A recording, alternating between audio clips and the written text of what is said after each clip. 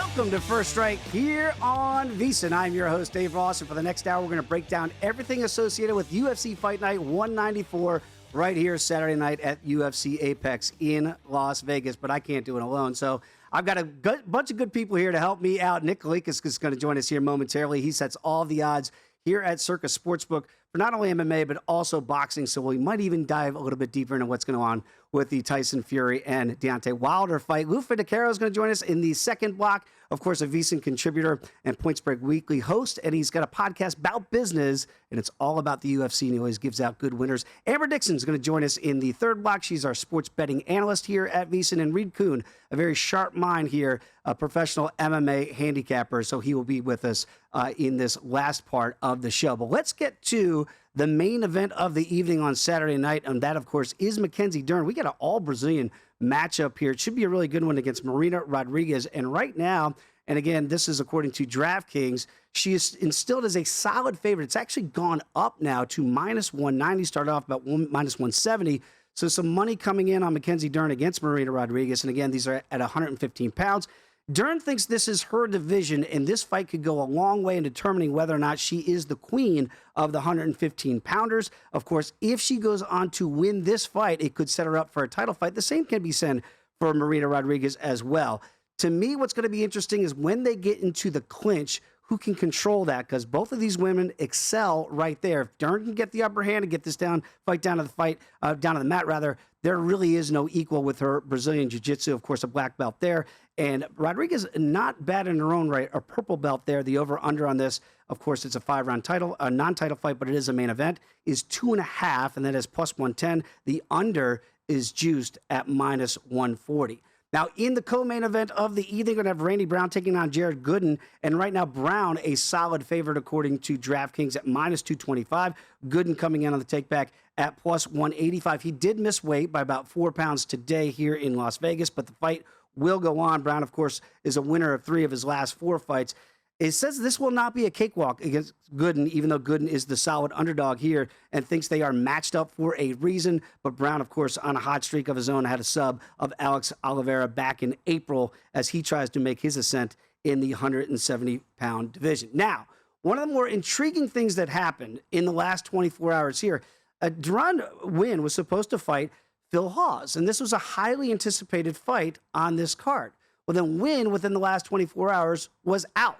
So that fight was going to be off. But wait. Not off just yet, because we're going to have a replacement cut to come in and fight for Wynn.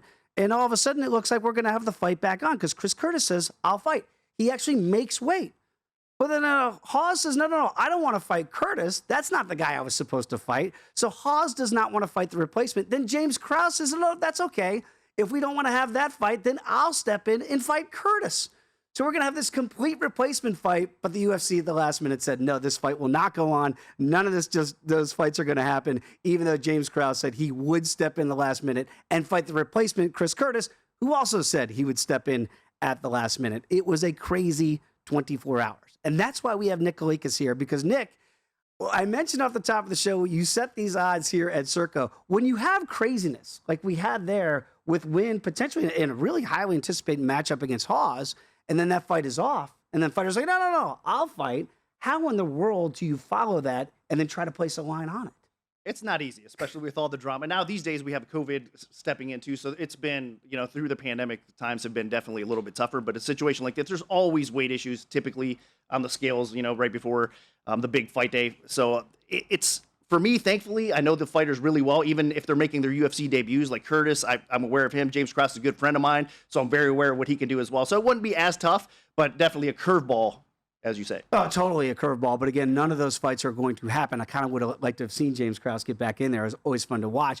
Let's talk about Mackenzie now again in the main event here, Nick. And when you set this number, it looks like it's gone up right now, according to DraftKings, minus 180 for Mackenzie Dern against Marina Rodriguez. The comeback now plus 155. What did you set it at initially, and what are you looking for in order to readjust it? For me, I set it at minus 150, so I was a little bit lower on the market side of things. Rodriguez is really good, and I mean, she definitely has a path to victory here. So I would rather the bettors come in on the chalk, to be honest with you, because I think this is going to be an extremely close fight, a throwback type of fight. So the line did get bet up a little bit. It got bet back down. We saw a lot of people come in and take the dog value on Rodriguez. And now as we get closer to fight day, there's a lot of public and some sharp action coming back in on Dern as well. So there's a lot of two-way action here. But the market is saying it's closer to 2-1 now instead of 150. And again, when we discuss the over-under, I mentioned off the top here, 2.5 right now. You can get plus value at plus 110, juice to the under at minus 140. Have you seen any changes there throughout the week? It's starting to gradually shift towards the under as we're going, towards fight day, of course, because the finishing probability is really high. Considering a lot of lady fights, we see them go to the scorecards. Their warriors are tough, they're durable, they have good conditioning. So in a 3-round fight, we typically see those hit the scorecards. But this is 5 rounds, and these girls can finish. So you're seeing a little bit more shade towards the under. That's why I'm surprised, Nick, when I see some of these props here with Dern by submission, talking about a great submission artist in Mackenzie Dern here, plus 100. So a lot of times if bettors don't want to lay the bigger number, right, that minus 180, minus 190, whatever it might be from Mackenzie Dern when the fight actually happens Saturday night here in Las Vegas, are these other ways to look? To your point, if you're a great submission specialist, as Mackenzie Dern is, you get better value that way? I think so. I mean, for me, like I said, it would be very difficult to lay the chalk, even if it's 150, 160 on the Dern side. But like you said, if you look at her, she's going to probably win this fight inside the distance if she wins, and more than likely by submission, because she's such an amazing ground practitioner, right? So if she wins this fight, it's not going to hit the scorecards. It's probably going to be inside. So the difficulty is picking either TKO or submission, right? A lot of people are going to lean towards a sub, obviously. But what happens if she gets mount, if she starts unloading punches before she gets a submission finish, right? So she flattens her out. I could see that happening as well. I mean, so it's not always a sub from the great grapplers. They can get position and just kind of TKO you from mount position as well. Nick, it's interesting when you look at mixed martial arts as a whole, right? And I know you've been doing this for a long time. It's still relatively a new sport. So when a fight card like this is not a pay-per-view, it's a smaller fight card here, are you seeing sharps that kind of come in here? Are you looking for them to see which way they might adjust that line by the bets they might make? Yeah, definitely. I think what we do see is a lot of the bigger bets will definitely come in from sharps, right? And the public is betting a little bit smaller on these as well. So, and these are the type of fight cards to target because the lines are a little bit softer because a lot of the public isn't really sure which way to go here. So the sharps are digging a little bit deeper. They have leans, of course. And if I have a neutral opinion on a fight and we get a lot of sharp action, of course, we're going to lean towards that sharp action and we're going to adjust our line accordingly. So we have to respect there is a lot of sharps out there that are betting MMA. The cool thing for me is seeing all these sharp bettors that traditionally bet football, college, college football. This. Yeah, they're coming in. There's so much crossover. I mean, MMA and UFC is a type of sport that everybody can relate to. So we are seeing a ton of crossover. It's so interesting when you make that comparison here because obviously you have public teams in baseball, be it the Yankees, in football, maybe the Cowboys or Tom Brady, whichever team he's on. Are you seeing that in MMA as well? If it's a Conor McGregor fight here, as we saw this summer, that there are certain fighters that the public is just going to play up? Yeah, absolutely. I mean, Conor McGregor is the perfect example of that, right? But now Dustin Poirier says he has a couple wins over him. The Diaz brothers, we see that every time they fight, right? Nick Diaz as of late, too. And then obviously Nate kind of making a return and being a little bit more active as of late, too. So those are the type of fighters, public is going to automatically just throw some money on them because they know that name recognition. They know how good these guys have been historically. So they're pretty confident and comfortably kind of blindly betting those guys. And again, Nick, very quickly, just the popularity of MMA that you're seeing from a betting perspective here, even on a smaller card like this, are you seeing a lot of action come in, even on a Mackenzie Dern, Marina Rodriguez type fight? Through the week, it's a little bit slower, but on fight day, because there is college football now, especially, then there's pro football, obviously, on Sunday. Right. There's a lot of people that just want to come in and bet whatever's on the board or parlay some of these high chalk favorites with an NFL play that they like. So there is more action on the weekend, but through the week on cards like this, it's typically a little bit slower, but we do get a bomb or two that comes in. I mean, our posted limits at Circa, for example, on the app are very fair, but if somebody calls in and wants a little bit more, typically we'll oblige and give them a little bit more action as well. Well, Nick, to your point, this show, of course, First Strike is dedicated to MMA and the UFC specifically, but the biggest event this weekend is in Las Vegas is a legitimate boxing match here as we have the third fight between Tyson Fury and Deontay Wilder here. So the action, I'm assuming you've been seeing on that has been crazy. Yes, it has been good. That make no mistake, UFC usually trumps boxing in most weeks, but this weekend it's all about that. I mean, the headlining fight with Wilder and Fury, the trilogy, there's a lot of, interest in that fight for sure. There's a lot of action coming in on Wilder early on, but now we're starting to see, as the line dropped, some sharp action coming back in on Fury. So this is being heavily bet as we get closer to fight day, especially. Well, Nick, that's what I want to ask you about here very quickly, because we saw the way the first fight went, which ended in a draw. We saw the way the second fight ended with Fury absolutely dominating Wilder. Here now for the American challenger, you're getting really good value if you want to back Deontay Wilder. Did you see that money initially come in when the line was first set? Yes, we did actually. And Matt Metcalf, my boss, actually said the line was a little bit too high market wide. And he was right, because the initial action, and we got max bets around 5, 10K on Wilder right away. And all the straight bets started coming in that way. Now, like I said, as we're getting closer to fight time and the line dropped a little bit, we are starting to see some more action on Fury. But all the straights and all the public is on Wilder. More Fury parlays, of course. It's always going to be, if you have a 2.5 to 1, 3 to 1 favorite, you're going to see blind parlays on Fury. But overall, there's still a little bit more action on straights coming in on Wilder right now. Do you see a lot of action on the total number of rounds? Right now it's set at 7.5 here. Again, about even money there at minus 115. Do you see a lot of action that way? We will. I mean, I think, again, it's probably on fight day where most of the action and most of the steam is going to hit the sports books on fight day. It's kind of, especially where it's set right now, 7.5 rounds, it's kind of tricky to bet that over under, because I think that's going to be around the spot where this fight ends, if it does end, right? Meaning that in the later rounds, Fury probably wears him out, probably beats on him a little bit, and then gets the finish later as the fight progresses. If it's Wilder, obviously it's going to be a little bit earlier. So I think 7.5 rounds is probably appropriately set. All right, about a minute to go in this segment here, Nick, but I am curious, when you see these fights come out, is this the biggest fight card for boxing that you think we'll see this year? Or are there other, not named Floyd Mayweather in a comeback, do you think this will be the biggest ticket handle you see this year? I think so. I mean, Canelo's always up there, obviously, when he fights, right? So you got to, I mean, I think he trumps all right now, to be honest with you. But a big heavyweight, marquee heavyweight matchup like this, yes, it's going to bring in more action than we typically see from any boxing match through the year. So this is going to be, if not the highest, one of the highest for sure. Well, Nick, I've watched a fight here at Circa. It's a great venue to watch. So Nick Kalikas can't wait to see what happens this weekend. Thanks for the time and the information. No problem. Love being here. Thank you. Come on back. First Strike just getting rolling here. Lou Finocchiaro is going to join us next with his insights. Come on back. It's First Strike on VSiN.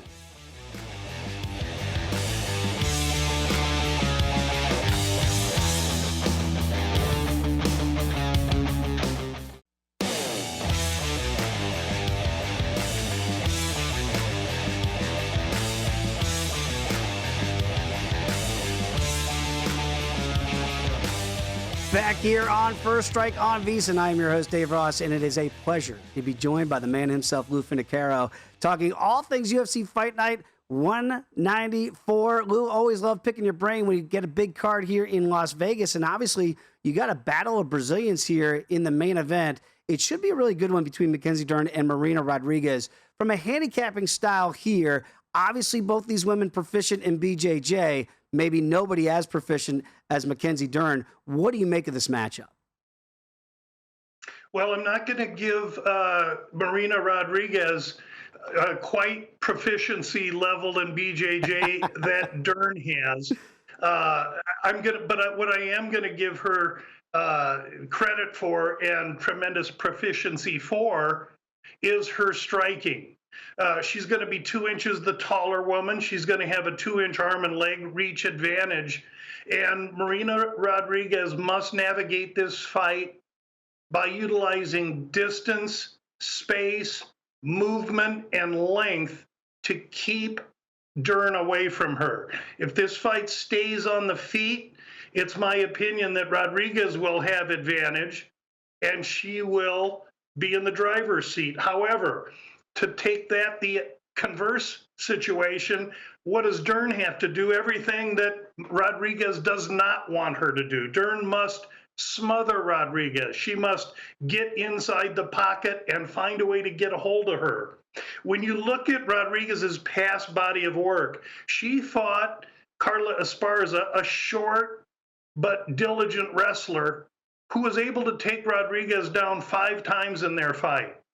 Surely Rodriguez knows that Dern is after that approach. She's worked on it, and the cat and mouse in this fight will be, can Dern do what it takes to manage this fight to the floor, and can Rodriguez keep her distance?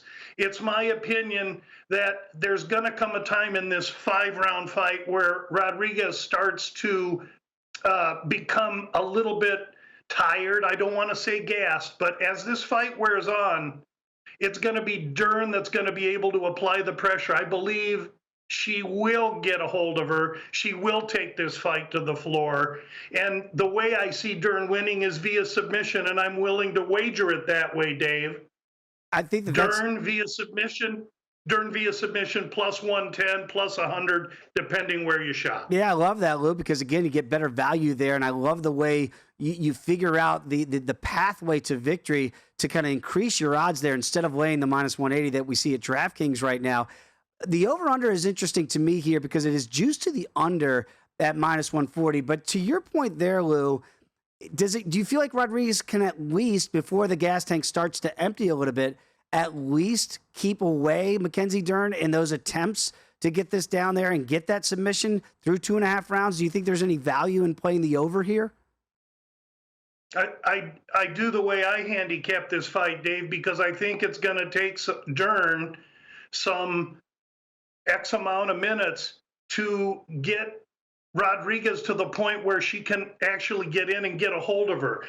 Judging from that line, it looks like Dern may get a hold of her earlier and when she's dry. And if that's the case, that's bad news for Rodriguez. I do think this fight goes into the second or third round before Dern can get it done, though. That's the way I'm viewing it. Yeah, I'm kind of with you on that. Talking with Lou Finocchiaro, of course, the host of About Business podcast, because, Lou, you are about business. And I want to know about Randy Brown here because even Randy Brown, despite being a big favorite in the co-main against Jared Gooden, says he is not taking his opponent lightly in this one. You wouldn't know about that by the odds makers here when you got to lay a hefty price if you want to back Randy Brown here. What do you make of the co-main? Is that good money to lay on the heavy favorite? Well, Dave, you know me, I don't like to play anything with a negative number. That's why I go to great extent to manage myself away from that. However, in this fight, the way I view it is you're looking at a kid in Gooden that's kind of just starting out, 3 UFC fights. Brown, this will be his 12th, and he's been in there with guys like Luque. He's beaten Marina, Warley Alves, Nico Price. His body of work, who he's been in with, force me to regard him surely as a favorite. However, the way I look at this fight now, in lieu of Gooden missing the welterweight limit of 171 by 3 pounds today, he weighed in at 174. That's a tremendous advantage for Gooden, not only in the extra weight, but the fact he doesn't have to cut those last few percentages and deplete himself. And he is a little bit of a chinny guy to begin with. So advantage Gooden with the weight forces me to regard this fight as it's going over. The over is 1.5 minus 170, but I just got done saying I don't like those negative numbers, and I don't. So the way I'll attack that is this fight starts round 3, available at DraftKings. Fight starts around 3 plus 100. That's where I'll go with this fight. I think Gooden's extra weight's going to allow him to take this fight into the 3rd round. I absolutely like that, the way you find the value instead of just laying the big arbitrary number. Let's talk about a veteran, and this could be very interesting because Tim Elliott right now getting some money in the comeback here, plus 170 according to DraftKings against Matthias Nicolou, the heavy favorite in this one. And Lou, when I looked at that number, I thought, have they forgotten who Tim Elliott is? Am I on the wrong side of thinking that the veteran here at 34 years of age has got a shot as a live dog? No, I like where you're going with it. And actually, Dave, you know, when I study the analytics, gaining closing value or line value in fights where the underdog is plus 100 to plus 185 and it goes up. For instance, Tim Elliott opened 150. He's now 170. That's the most profitable segment for underdog betting. So Tim Elliott, who's grown as an underdog, I'm willing to wager on him, but not now. Why would I be impatient? Let's just let this thing roast a little bit, see what it gets to tomorrow, because they're gonna bet Nicolau.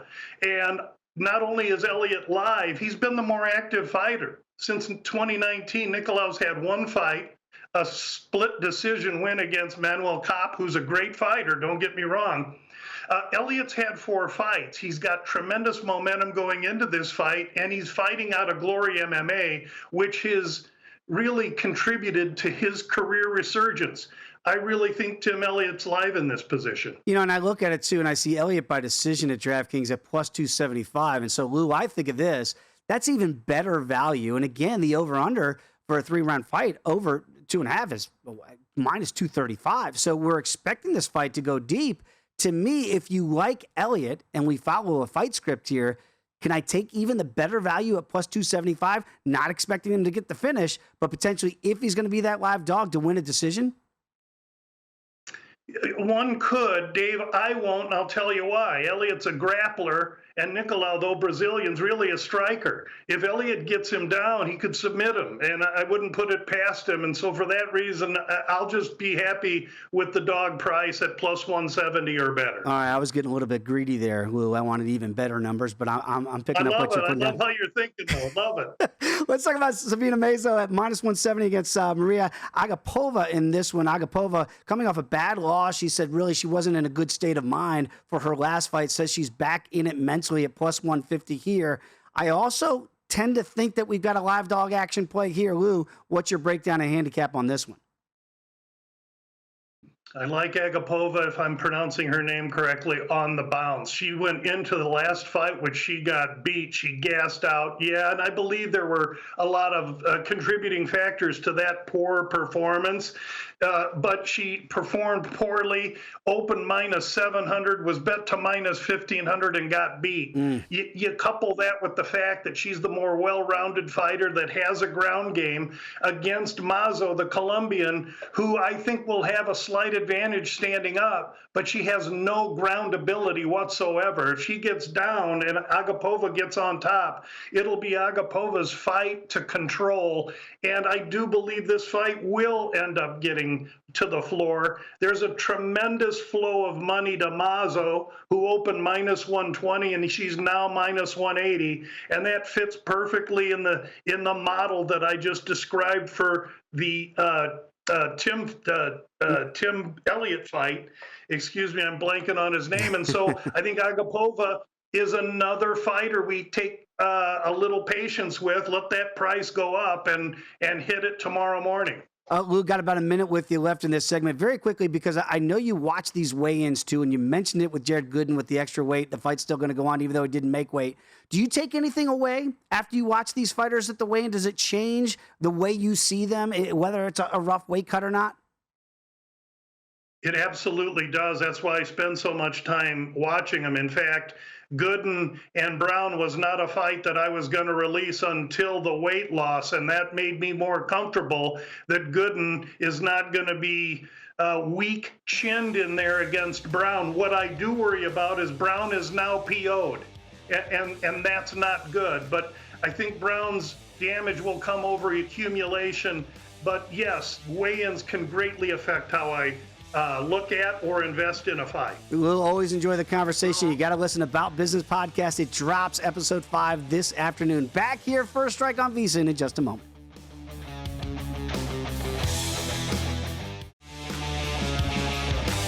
Back here on First Strike on VSiN, breaking down everything going on with Fight Night UFC 194, UFC Apex here in Las Vegas on Saturday night. But of course, there's some other blockbuster events in the UFC getting ready to come off here in the next, about 3 weeks here. UFC 267, October 30th. What a fight we should have here for the light heavyweight championship of the world. Jan Blachowicz going to put that belt on the line, minus 265 against the challenger, Glover Teixeira. Glover Teixeira always feels like a guy that's hanging around a title shot, never got that title. He gets another chance against Jan Blachowicz on October 30th. And again, Polish Power right now taking in a lot of that money. We'll see if it stays that way, as he is the overwhelming favorite to retain his belt in that fight. Also, the interim bantamweight championship is on the line that same night. Peter Yan, minus 235 against Corey Sandhagen.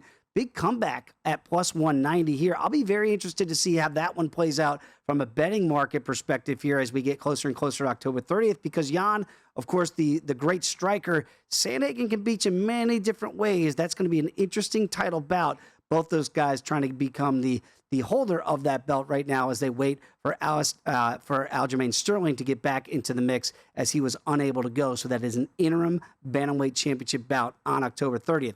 November 6th, we get the rematch finally for the welterweight strap. Kamaru Usman back in business, arguably right now, pound for pound, the best UFC fighter in the world. Going to take on Colby Covington, plus 230 for the American challenger here against the Nigerian Nightmare. And again, if you remember their first fight, It was wild. And at the end of it, Colby Covington had to have his jaw wired shut in an amazing 5-round fight that, of course, was stopped by Kamaru in that 5th and final round. And also on that night, we've got a women's strawweight title bout rematch as well. Rose Namajunas is going to put her belt on the line. A small favorite here over Zhang Weili. Weili is plus 100 on the comeback. Rose minus 120. A lot of bad blood back and forth between these fighters. It wasn't that much until Rose made some comments about China and about Zhang Weili's home country. And she has recently said that that rubbed her the wrong way. So we'll see how that plays up before that November 6th showdown at UFC 268. That is going to be fun to watch. We're going to catch up right now with Reed Kuhn, of course, a pro MMA handicapper. And Reed, your numbers and the way you go about breaking down fights is always very intriguing to me. So let's get back to UFC Fight Night 194 here and how you look at the main event here from your numbers that you've seen with Mackenzie Dern against Marina Rodriguez. What are the numbers telling you? Well, the numbers do confirm one of the big obvious storylines here. We're going to have a striker-grappler situation. Mackenzie Dern does have very aggressive grappling. She's highly decorated. She's probably one of the most decorated female grapplers in the game right now. So everybody's wondering if she can truly do it at the main event level. So this is maybe the litmus test for, does she get a title shot? We'll see what happens there. But do we know that she is a good grappler? Yes, we do. We see it on paper. And that immediately makes me look at the other side of the page. How does Marina Rodriguez stack up in grappling metrics from a defensive standpoint? And honestly, her takedown average is average. Her takedown defense is mediocre, not great, but not bad. But her time spent on her back is pretty bad. She definitely prefers to stay on her feet. And so she is going to be out of water if Dern gets the fight there. So then I got to switch my attention back to the stand-up. Do we expect a complete mismatch between Rodriguez and Dern in stand-up striking? Rodriguez is good. She is a very aggressive style fighter. She tends to push the pace on her opponents. But Dern is not bad. And so I think if she can even hold her ground for a short period of time, that opens up those takedown opportunities. Maybe she pushes it to the fence. Maybe she baits Rodriguez forward a little bit and shoots for the takedown. Those opportunities will come if you give your stand-up a little time to work. So that's kind of how I see this playing out. I think Dern might not try to go in all to the ground, like right out of the gates. I don't really recommend that. If you get into a position where you're chasing a better striker, that's not great for you. But I do see Dern having a massive ground advantage, and hopefully she can survive the stand-up long enough to get it there. So I do lean with Dern here. She's a mild, not overwhelming favorite. Basically, I agree with that. But I don't also see a ton of value on the current line. But my lean is Dern. I agree with her being the favorite. I agree with her even being nearly 2-1 favorite. Just not going to lay a lot of action on that. Reed, I look at the over-under scenario here, and again, it's juiced to the under. It's a non-title fight, but as a main event, it is a 5-round fight scheduled to go 5. So again, to get over 2.5 here halfway through the fight, plus 110, but juiced to the under at minus 140. What are the numbers indicated to you that potentially, is there a lean that you might want to play here for the over and the under? Not formally, but I think what that's telling us is that people do see a lot of submission potential here from Dern. If she does get it down, she's going to be working submissions. I actually have a number for that. In terms of when she goes to the ground, she's attempting on average 1.8 submissions per trip to ground. So that's abnormally high. You normally don't see something higher than 1. Basically, it's a lock that if she gets it down, there's going to be submission attempts. And I think that's what this is playing off of. Marina has flirted with bigger sizes. She's coming back down to strawweight. We'll see if maybe her size gives her a little bit more of an advantage. But 2.5 rounds to get a submission is interesting because submissions tend to happen earlier in fights. Getting locks, especially chokes, anything not using your legs beyond round 2 becomes suddenly very difficult, certainly in a 5-rounder. So I think if you're backing the idea that Dern is going to get this to the ground, it is likely that she's going to get some submission attempts, and that could be the play here if you're backing her as a side. Yeah, great point there, Reed, because as the fights go on, it's tougher to get and lock in those subs and finish them because the fighters are just slippery, they're sweaty. It's much tougher to seemingly get those get those submissions later on in fights. Let's go to the co-main here with Randy Brown against Jared Gooden. So we know that Randy is the bigger favorite here. You got to lay over $2 here if you want to back Randy Brown here at minus 235. What are your numbers telling you about this one? Is it too big a favorite from what you've seen? This is another one where I think the price is pretty much spot on. Randy Brown, first of all, very rangy guy. Not that Gooden is not rangy. He's just a lot shorter. So when you see them standing next to each other, it looks like there's a big frame advantage. They actually have very similar reach, at least according to the stats I have. That could be out of date. You never know. But Brown is able to be a better offensive striker. His defense, he's one of those rangy John Jones-like fighters in that he's hard to hit. His defensive strike avoidance is abnormally good. And on the flip side of the page, Gooden's is abnormally bad. So Gooden gets hit a lot. Brown is good at using his range. He's evasive and he's accurate and he likes to push a pace. So I think if this is playing out on their feet, Brown should be running away with those exchanges. He should be the guy just simply outpointing, outlanding, and not eating a lot of damage in return. So then the question is, well, will it change levels? Don't see a lot of evidence for that from Gooden. So I do like Brown here. Again, I'm basically agreeing with the price plus a little bit more. He's already pretty juiced up there, way better than a 2-to-1 average. I agree with that. I see his win probability probably like 70%. Hey, this is very interesting talking with Reed Kuhn, of course, a pro MMA handicapper. You saw those numbers there. And Reed, obviously, if you want to play the over in this 3-round co-main event fight, it's going to cost you a little bit on the juice here, minus 155. But to go the distance is minus 200. So I wonder what the numbers are telling you there of maybe trying to find some value in one of those plays. Yeah, that's interesting. Brown has successfully scored 3 knockdowns. He's also received 2 of his own. Jared Gooden, on the other hand, has neither scored nor received any knockdowns. So I don't think this is going to be decided by a submission. Brown at least does have some submission attempts. I just don't see either of these guys forcing that. So I do think they're going to stand and they're going to trade. They're both accurate, but not overwhelming power, at least. And welterweight is sort of that tipping point. You can find some really heavy hitters there. I don't see evidence yet. If there is some knockdown power, I think it's with Randy Brown. And again, that liability of Jared Gooden's head strike defense being so bad, he's going to get hit during this fight at some point by such an aggressive striker as Randy Brown. So now that you're telling me that that the going the distance is minus 200, I might go the under on that one. Use inside the distance. And if anything, it's a Randy Brown KO. That could be the most interesting specific prop. Absolutely, Reed. I've got a minute left with you here. I do want to talk about the old guy fighting Tim Elliott. I'm an old guy. I root for these old guys here against Matthias Nicolau. And again, plus 170 for the old man here in the octagon and Tim Elliott. Do the numbers point that I might have a shot of him being an actual live dog Saturday night? I would agree with you on that one. I do see some potential for Elliott. I see this as closer to a coin flip. And if you're going to give me plus 165, I'll take that. He is a really good wrestler, and being a dominant wrestler is one of those transcendent things in MMA. It can completely control a fight if you have that advantage, and he's been able to grind it out for 3 rounds before. So that could be an interesting play. Elliott by decision in an upset. Reed Kuhn, always appreciate the time and the information. We'll catch up with you again soon. When we come back here on First Strike, going to talk a little boxing with Amber Dixon when you come back here on VSiN.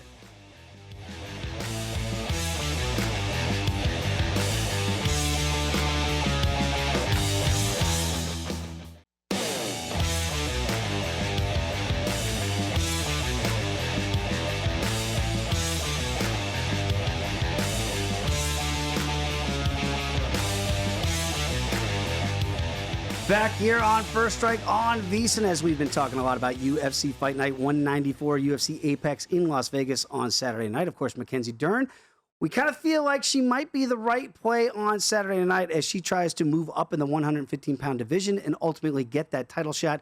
Right now, the champion is Rose Namajunas. Let's see if it goes to her advantage on Saturday night and gets closer to that win. Now, we're going to discuss something here with our producer, Britton Hess, because Britton has what we like to call Britain's best bet. And there's no pressure on my producer to give us a winner.